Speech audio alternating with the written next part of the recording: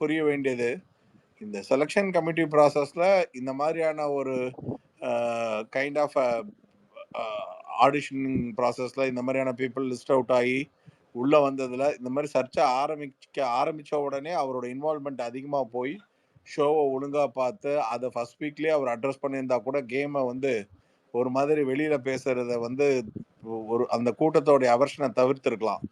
அவர் வந்து எப்படி இருக்குன்னா, பேசுங்க பேசுங்க, நாங்க எப்படியும் விவோ V1+ உடைய ப்ரொமோஷனை பிடிச்சே ஆகணும், இல்ல நாங்க வேற ஏதாவது கார்பரேட் ஸ்பான்சரை பிடிச்சே ஆகணுன்றதுக்காக இந்த டால் டாஸ்க் வைக்கிறதும், லவ் சீன்ஸை எஸ்டாப்ளிஷ் பண்றதும், எல்லா கன்றாவியும் அவங்களே வந்து இன்னும் அதை கொஞ்சம் பூஸ்ட் பண்ணி காமிக்கிற மாதிரி தான் இருக்கு.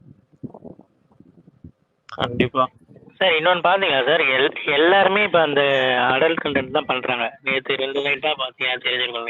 கடைசியில ஃபர்ஸ்ட் அது ஏதோ 2 பேர் 3 பேர் பண்ணுவாங்க.